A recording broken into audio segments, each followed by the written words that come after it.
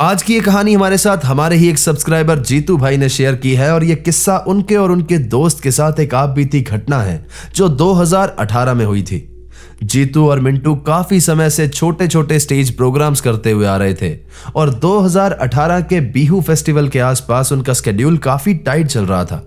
उस दिन उनका शो गोपालपाड़ा नाम की एक जगह पर था और ये एक डे टाइम शो था जो कि शाम को 5 बजे के आसपास खत्म हो जाने वाला था। शाम को शो करने के बाद दोनों को ही काफी ज्यादा थकान हो रही थी, लेकिन रात का प्रोग्राम भी ऑलरेडी फिक्स था। इस बार बोंगाई गांव के बोईतामारी नाम की जगह पर।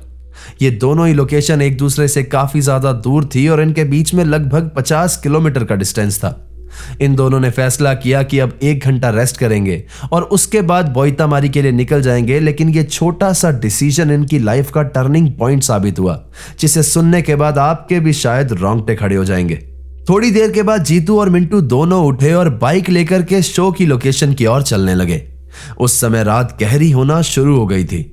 स्टार्टिंग का रास्ता काफी ज्यादा स्मूथ था, सीधा, खाली और सरप्राइजिंगली क्वाइट। ठंडी हवा चल रही थी और आसपास ज्यादा मूवमेंट नहीं थी। ऐसा लग रहा था जैसे आसपास की हर चीज, पेड़ पौधे, सब कुछ स्टिल या फ्रीज हो गया हो। कुछ देर के बाद उन लोगों को एक शॉर्टकट दिखाई दिया जो कि एक छोटे से गांव से होकर के गुजरता था। रात का समय था तो उन्हें लग रहा था कि जितना जल्दी पहुंच जाएं उतना अच्छा है और इसीलिए उन्होंने बिना ज्यादा सोचे समझे बाइक को उस रास्ते की तरफ मोड़ लिया। जीतू भाई ने बताया कि इस रोड का नाम था घिलागुरी एकाबारी रोड, जिसके दोनों तरफ गांव के छोटे छोटे घर थे और बीच में एक लंबा सीधा रोड था। शुरू में सब कुछ एकदम नॉर्मल लग रहा था, लेकिन फिर धीरे धीरे घर कम होते गए और बीच में छोटे मोटे जंगल के पैचेज आना शुरू हो गए। कभी कभी इनकी ऑपोजिट साइड से कोई बाइक निकल जाती या फिर कोई पैदल आदमी जाता हुआ दिखाई दे देता। अदरवाइज ये पूरा रास्ता काफी ज्यादा सुनसान था। अब ये इस रास्ते पे थोड़ी देर चले ही थे कि अचानक से मिंटू ने कहा कि भाई बाइक रोक, मुझे बाथरूम जाना है। जीतू ने आसपास का एरिया देखा और फिर थोड़ी दूर जाने के बाद एक ठीक ठाक सी जगह देख करके उसने बाइक रोक दी। टाइम लगभग 6:40 का था। आसपास हल्की हवा और पत्तों के आवाज के अलावा और कुछ भी सुनाई नहीं दे रहा था। मिंटू यहां पर रोड के साइड में उतर करके वॉशरूम जाने लगा और तभी उसे एकदम क्लियरली किसी लड़की की सिसकियों की आवाज सुनाई दी। धीमी, लेकिन इतनी पास जैसे कोई जंगल के अंदर ही रो रहा हो। वो तुरंत वापस गया और उसने जीतू से पूछा, तूने सुना? कोई लड़की रो रही है। जीतू ने सीधा मना कर दिया। उसने आसपास देखा और फिर नॉर्मल टोन में कहा, नहीं, मुझे तो कुछ भी नहीं सुना। तू थक गया है, तेरे दिमाग का डाउट होगा। लेकिन मिंटू ने कहा कि मैं एग्जैक्टली जानता हूं ये कोई वहम नहीं था, क्योंकि मुझे क्लियरली एक लड़की की आवाज सुनाई दी है जो सिसकियों में रो रही थी। जीतू को अब भी विश्वास नहीं हुआ क्योंकि उसे कुछ भी सुनाई नहीं दिया था। मिंटू ने भी यहां पर कुछ नहीं बोला। फिर दोनों बाइक के पास गए। जीतू ने बाइक स्टार्ट की और फिर दोनों यहां से निकल गए। थोड़ा दूर जाने के बाद मिंटू अनईजी होने लगा। उसे फिर से वही आवाज आ रही थी और इस बार पहले से ज्यादा क्लियर। उसने तुरंत बोला, रुक। फिर से आई। जीतू ने यहां पर बाइक रोकी और जीतू को अभी भी कोई भी आवाज सुनाई नहीं दी थी। उसने मिंटू को पानी पिलाया और समझाते हुए बोला, तू टेंशन ले रहा है, यहां पर ऐसा कुछ भी नहीं है। एक काम कर, ईयरफोन्स लगा, गाने सुन ले, तेरा ध्यान हट जाएगा। मिंटू ने पानी पिया, थोड़ा यहां वहां देखा और फिर हेडफोन्स लगा लिए। उसने अपने फोन में गाने चलाए और सारे थॉट्स को अपने दिमाग से निकाल करके वो गाने एंजॉय करने लगा और फिर उसे थोड़ा नॉर्मल फील होने लगा। जीतू ने भी यहां पर बाइक स्टार्ट की और दोनों अपनी मंजिल के लिए निकल गए। अब थोड़ी दूर ये यहां से चले ही थे कि अचानक से बीच रास्ते में मिंटू के फोन में चल रहे गाने बंद हो गए। उसके बाद उसे यहां पर जो आवाज सुनाई दी वो गानों की नहीं थी। ये आवाज उसके बिल्कुल पास से आ रही थी, जैसे कोई उसके कान के अंदर ही बोल रहा हो, जैसे वो आवाज ईयरफोन के अंदर से ही आ रही हो। यह आवाज एक औरत की थी जो कि कह रही थी कि सबको मार दूंगी। मिंटू यहां पर बहुत ज्यादा डर गया। उसने हेडफोन्स हटाए और तुरंत जीतू को आवाज के बारे में बताया, लेकिन जीतू ने यहां पर बाइक नहीं रोकी। उसकी आवाज में डर एकदम क्लियरली सुनाई दे रहा था, लेकिन फिर भी जीतू बिना पीछे देखे बाइक आगे बढ़ाता रहा। अब थोड़ा आगे चलने के बाद सीधा रास्ता खत्म हो गया और पहाड़ का चढ़ाई वाला रास्ता शुरू हो गया। अब मिंटू को अजीब फील होने लगा था। उसे ऐसा लग रहा था कि जैसे उसके पीछे कुछ है। और फिर जब मिंटू ने पीछे मुड़ करके देखा तो उसका गला सूख गया, उसके पसीने छूट गए। मिंटू ने पीछे देखते हुए ही हिचकिचाती हुई आवाज में कहा, स्पीड बढ़ा, वो लड़की हमारे पीछे ही भाग रही है। ये सुनते ही जीतू का डर के मारे बुरा हाल हो गया। उसने इंस्टिंक्टिवली एक्सेलरेटर घुमाया, लेकिन पहाड़ का रास्ता था, चढ़ाई थी, तो इतनी ज्यादा स्पीड होना पॉसिबल ही नहीं था। बाइक धीरे धीरे पहाड़ के रास्ते पर चढ़ रही थी और उसके अंदर एक अजीब सा प्रेशर फील हो रहा था, जैसे कोई पीछे से उसे पकड़ करके रोकने की कोशिश कर रहा हो। जीतू ने कुछ नहीं बोला, लेकिन उसे भी अब क्लियरली फील हो रहा था कि बाइक नॉर्मल तरीके से मूव नहीं कर रही है, जैसे किसी ने उसे पीछे से पकड़ रखा हो। कुछ सेकंड्स के लिए सब कुछ हैवी हो गया, हवा, रात और वो साइलेंस। किसी तरीके से थोड़ी देर के बाद ये पहाड़ के टॉप के पास पहुंचे, जहां से नीचे उतरने वाला रास्ता शुरू होता है। लेकिन जैसे ये लोग ऊपर पहुंचे, बाइक अचानक से बंद हो गई। अब जीतू और मिंटू दोनों ही काफी ज्यादा डर गए थे। आसपास का मौसम भी धीरे धीरे खराब होने लगा था। हवा तेज चल रही थी और जंगल के अंदर की आवाज काफी ज्यादा हैवी लग रही थी।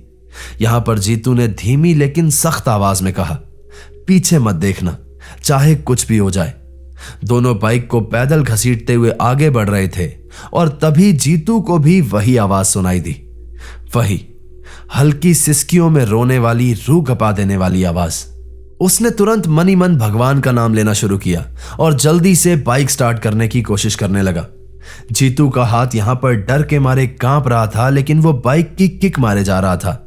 किस्मत से 5 मिनट के बाद बाइक स्टार्ट हो गई और इस बार उसने बिना कुछ सोचे समझे, बिना पीछे देखे बाइक फुल स्पीड में भगाई। पीछे देखने की हिम्मत दोनों में से किसी की नहीं हो रही थी और उन दोनों को सिर्फ ऐसा लग रहा था कि किसी तरह से जितना जल्दी हो सके वो इस जगह से निकल जाए। बाइक कुछ देर तक सीधी चलती रही और फिर ये एक इंडियन ऑयल के पेट्रोल पंप पर जाकर के रुके। बाइक रुकते ही दोनों ने एक दूसरे की तरफ देखा, लेकिन इस बार किसी ने कुछ भी नहीं बोला। ये दोनों जानते थे कि अभी अभी इन्होंने जो देखा, जो महसूस किया, वो कोई भ्रम नहीं था, वो सब सच था। वो आवाज, वो पीछे भागती हुई औरत, सब कुछ सच था। यहां पहुंचने के बाद दोनों की सांस में सांस आई जब उन्होंने पेट्रोल पंप पर कुछ लोगों को और पेट्रोल पंप के स्टाफ को देखा, तो इन्हें थोड़ा सा नॉर्मल फील हुआ। जीतू ने बाइक में पेट्रोल भरवाया और वो वहां से भी आगे निकल गया और फिर थोड़ा दूर चलते ही इनके प्रोग्राम वाली जगह भी आ गई। धीरे धीरे ये रात गुजर गई और लगभग 2 बजे के आसपास इनका शो भी खत्म हो गया। शो खत्म होने के बाद मिंटू थोड़ा सा अलग लग रहा था। उसे हल्का फीवर जैसा फील हो रहा था और वो नॉर्मल बिहेव नहीं कर रहा था। अब वापस जाना था और वापस जाने के लिए उन्हें वही रास्ता लेना था। ये सुनते ही मिंटू बहुत ज्यादा डर गया और उसके जहन में वही सब मंजर दौड़ रहे थे और वो वापस उस रास्ते पर जाने का सोच भी नहीं सकता था। मिंटू ने एकदम सीधे सीधे इस रास्ते पर जाने के लिए मना कर दिया। इसके बाद जीतू ने एक लोकल आदमी से पूछा कि कोई शॉर्टकट रास्ता है क्या, तो उस आदमी ने बताया कि हाँ, एक रास्ता है जो कि यहाँ कुछ गांव से होकर के गुजरता है। जीतू ने तुरंत अपना फोन निकाल करके मैप चेक किया और फिर उसे पता लगा कि इस शॉर्टकट रास्ते से 30 मिनट बच सकते हैं, तो वो तुरंत वहां से वापसी के लिए निकल गए। अब वो कुछ देर चले ही थे कि वो रास्ता आया जहां से उन्हें शॉर्टकट लेना था। जीतू वहां पर बाइक मोड़ने ही वाला था कि अचानक से मिंटू बहुत गुस्से में बोला, शॉर्टकट नहीं लेंगे, जहां से आए थे वहीं से जाएंगे। उसकी आवाज को सुनकर के ऐसे लग रहा था कि जैसे वो सिर्फ आर्ग्यू नहीं कर रहा, वो किसी चीज से बचने की कोशिश कर रहा है। हालांकि जिस रास्ते से वो आए थे वो रास्ता भी सेफ नहीं था। जीतू को यहां पर हल्का सा डाउट हुआ, लेकिन उसने इस चीज को इग्नोर किया और फिर वो शॉर्टकट वाला रास्ता ले लिया। अब मिंटू पीछे बैठा बैठा कुछ ना कुछ बोले जा रहा था, बिना किसी क्लियर रीजन के गुस्सा कर रहा था। लेकिन जीतू इन सारी चीजों को इग्नोर करके बाइक सीधे चलाता जा रहा था। कुछ आधा घंटा चलने के बाद ये लोग एक नदी के पास पहुंचे। नदी के ऊपर एक पतला सा बैम्बू का ब्रिज बना हुआ था जो कि हवा के साथ धीरे धीरे हिल रहा था। दोनों 1 सेकंड के लिए रुक गए। उस ब्रिज को देख करके इन दोनों को बहुत ज्यादा डर लग रहा था, क्योंकि वो बहुत ज्यादा स्ट्रांग नहीं था। उसको देखकर लग रहा था कि वो ब्रिज कभी भी टूट सकता है। जीतू ने यहां पर डिसाइड किया, मैं बाइक लेकर के आगे चलता हूं, तू धीरे धीरे पीछे आ जाना। जीतू ने यहां पर मिंटू को बाइक से उतारा और फिर आगे बढ़ करके वो ब्रिज पर चढ़ा और धीरे धीरे उसे क्रॉस करने लगा। नीचे काफी ज्यादा पानी बहने की आवाज आ रही थी और ब्रिज पर रखा हुआ हर एक कदम चीख जैसी आवाज कर रहा था। किसी तरह से जीतू ने ये ब्रिज क्रॉस किया और वो आगे जाकर के रुक गया और मिंटू उसके पीछे पीछे आ रहा था। जैसे ही जीतू ने ये ब्रिज क्रॉस किया तो उसके सामने एक बूढ़ा सा आदमी आया, हाथ में टॉर्च लिए हुए, और उसने आते ही इससे पूछा कि कहां से आ रहे हो। जीतू ने जवाब दिया, प्रोग्राम से आ रहे हैं। सामने से उस आदमी ने सिर हिलाया और बोला, ठीक है, एक आदमी और बाइक का 30 रुपया हो गया। जीतू को यहां पर बहुत ज्यादा अजीब लगा। उसने बोला कि एक आदमी क्यों, मेरा दोस्त भी तो आ रहा है पीछे पीछे। उस बूढ़े आदमी ने पीछे टॉर्च घुमाई और फिर थोड़ा हैरान होकर के कहा, अभी तो तुम यहां से अकेले ही आ रहे थे, तुम्हारे पीछे कोई नहीं था। यह बात सुनते ही जीतू के अंदर एक अजीब सी घबराहट फैल गई। उसने तुरंत पीछे मुड़ करके देखा तो मिंटू उसे कहीं भी दिखाई नहीं दे रहा था। यहां पर उसने बिना टाइम वेस्ट किए इस बूढ़े आदमी से कहा, प्लीज मेरे साथ आओ, और फिर दोनों वापस से उस पुल की ओर बढ़ने लगे। रात और भी ज्यादा गहरी होती जा रही थी और वहां पे सिर्फ पानी और पुल की खड़बड़ाहट सुनाई दे रही थी। जैसे ये लोग पुल के पास पहुंचे तो इन लोगों को सामने मिंटू दिखाई दिया, लेकिन वो अकेला नहीं लग रहा था। वो वहां पर किसी से बात कर रहा था, लेकिन उसके सामने कोई भी नहीं था। जब जीतू उसके करीब पहुंचा तो मिंटू अचानक चुप हो गया। अभी तक वो जो धीरे धीरे किसी से बात कर रहा था, वो सब कुछ उसने 1 सेकंड में बंद कर दिया, जैसे वहां पर कुछ हुआ ही ना हो। जीतू ने यहां पर टाइम देखा और उस समय 3 बज रहे थे। उसने सीधा मिंटू से पूछा, चलें घर? सामने से मिंटू ने हल्की सी और ठंडी आवाज में जवाब दिया, मुझे नहीं जाना, तुम लोग जाओ। ये सुनते ही जीतू के अंदर एक अजीब सा डर बैठ गया। उसने बिना कुछ सोचे मिंटू का हाथ पकड़ा और उसे जोर से खींच करके ब्रिज के उस पार ले आया। वह बूढ़ा आदमी वहां पर खड़ा होकर के ये सब कुछ देख रहा था और उसने फिर यहां पर धीरे से बोला, इस हालत में आगे जाना ठीक नहीं होगा, तुम लोग सुबह होने का वेट कर लो। जीतू ने यहां पर बिल्कुल भी आर्ग्यू नहीं किया और वो उस बूढ़े आदमी की बात मान गया, क्योंकि आसपास का माहौल वैसे भी बहुत ज्यादा हैवी लग रहा था। बाइक जहां पर रखी थी उसके पास में थोड़ी खुली जगह थी। वहां से थोड़ा आगे जाने के बाद इस बूढ़े आदमी का एक झोपड़ी जैसा घर था। उसने इन्हें अंदर आने के लिए बोला, 5 बजे तक यहीं रुक जाओ, सुबह होते ही निकल जाना, आगे पहाड़ी रास्ता है, रात में सेफ नहीं है। अंदर बैठते ही जीतू ने इस बूढ़े आदमी को सारी बात बताना शुरू की, किस तरह से इन लोगों को एक लड़की के रोने की आवाज सुनाई दी, वो हेडफोन वाला किस्सा और फिर वो पुल पर जो हुआ वो सब कुछ। धीरे धीरे ये बात सुनते हुए इस बूढ़े आदमी का चेहरा सीरियस होने लगा और फिर कुछ देर चुप रहने के बाद इस आदमी ने एक ही बात बोली, तुम्हारा दोस्त अब नॉर्मल नहीं है, कल किसी बाबा को दिखा लेना। यह बात सुनते ही यहां पर जीतू के रोंगटे खड़े हो गए। तभी बाहर अचानक से तेज बारिश शुरू हो गई। हवा के साथ पानी की जोर से पड़ती आवाज झोपड़ी के पत्तों और बैम्बू के साथ टकरा रही थी। तीनों किसी तरह से उस जगह पर बैठे रहे और धीरे धीरे वक्त बीता और सुबह के 5 बज गए। लेकिन इस सब के बीच में मिंटू की कंडीशन और ज्यादा अजीब होती जा रही थी। उसने जीतू को बताया कि उसकी पूरी बॉडी इतनी ज्यादा दर्द कर रही है जैसे उसने पूरी रात कुछ ऐसा झेला हो जो नॉर्मल आदमी समझ भी नहीं सकता। वो दर्द से बहुत बुरी तरह से कर्रा रहा था। शायद जिस लड़की ने इन लोगों का रात भर पीछा किया था उसने सिर्फ इन्हें डराया नहीं था, बल्कि उसने मिंटू के जहन पर अपना एक असर छोड़ दिया था, एक ऐसा असर जिसने उसे रात भर परेशान किया। सुबह 6 बजे जीतू ने उसे उसके घर पर छोड़ा और फिर खुद के घर पर वापस आ गया। सब कुछ एकदम नॉर्मल था, लेकिन अंदर से जीतू भी थोड़ा सा अनईजी था और वो उस बूढ़े आदमी की बात को बिल्कुल नजरअंदाज कर चुका था जिसने कहा था कि तुम्हारा दोस्त नॉर्मल नहीं है, कल किसी बाबा को दिखा लेना।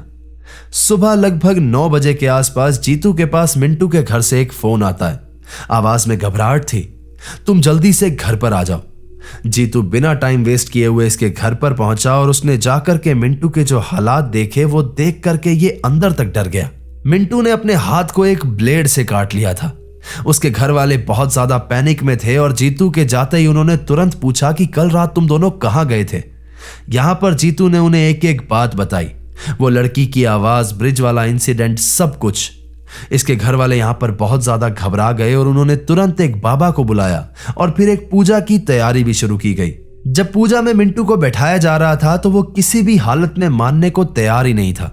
वो इतना ज्यादा रेजिस्ट कर रहा था, उसके अंदर इतनी पावर आ गई थी कि 7-8 लोगों को उसे पकड़ करके वहां पर बैठाना पड़ा। उसकी आंखों में एक अजीब सा एक्सप्रेशन था, जैसे वो मिंटू है ही नहीं। किसी तरह से वहां पर बाबा ने पूजा शुरू की और पूजा शुरू करने के बाद उन्होंने उससे पूछा कि कौन हो तुम, तो सामने से मिंटू एकदम चुप रहा। लेकिन फिर थोड़ी देर के बाद उसने बोलना शुरू किया और जब मिंटू ने बोला तो वो आवाज मिंटू की थी नहीं, वो किसी और भारी सी आवाज में वहां पर बैठा बात कर रहा था। वो भारी आवाज एक लड़की की थी, बहुत ज्यादा गुस्से से भरी हुई। और फिर इसने जो बोला उसके बाद एकदम क्लियर हो गया कि इन लोगों के साथ ये सब कुछ क्यों हुआ था। और ये बात जानने के बाद आप खुद सोचोगे कि एक इतनी छोटी सी बात, एक छोटी सी गलती, और इन दोनों को इतना सब कुछ सहन करना पड़ा। उस लड़की ने कहा, तुमने मेरे ऊपर पेशाब किया, मैं तुम्हें नहीं छोड़ूंगी, अपने साथ ले जाऊंगी। ये सुनते ही जीतू का गला बुरी तरह से सूख गया। घर में अजीब सा एक डर का माहौल फैल गया। यहां पर बाबा ने जोर जोर से मंत्र पढ़ना शुरू किया और फिर किसी तरह से एक ताबीज बना करके मिंटू को पहनाया गया और फिर धीरे धीरे थोड़ी पूजा के बाद मिंटू शांत हो गया। इसके बाद बाबा ने एक बात कही, 1 महीने तक मिंटू को बिल्कुल अकेला मत छोड़ना, कोई ना कोई इसके पास जरूर रहना चाहिए। इसके बाद मिंटू का घर से निकलना बंद हो गया। हर वक्त उसके साथ कोई ना कोई रहता और फिर धीरे धीरे 1 महीने बाद उसकी कंडीशन नॉर्मल होने लगी और सब कुछ पहले जैसा हो गया। लेकिन उस रात की बात जीतू और मिंटू कभी भी नहीं भूल पाए। ये कहानी जीतू और मिंटू के लिए सिर्फ एक रात की कहानी नहीं थी, बल्कि एक ऐसा सच था जिसे वो आज तक इग्नोर नहीं कर पाए। कभी कभी जाने अनजाने में हम ऐसी चीजें कर देते हैं, ऐसी चीजों को डिस्टर्ब कर देते हैं जो हमारा इंटेंशन नहीं होता, लेकिन फिर वो चीज आपके साथ वो करते हैं, एक ऐसा एक्सपीरियंस दे जाते हैं जो जीतू और मिंटू के साथ हुआ। हमेशा हम लोग इस चीज को इग्नोर करते हैं जब बड़े बुजुर्ग कहते हैं कि किसी भी खुली जगह पर वॉशरूम नहीं जाते हैं या फिर ऐसा कुछ नहीं करते हैं, क्योंकि हमें लगता है कि ये बुजुर्ग लोग हैं, ये पुरानी सोच के लोग हैं।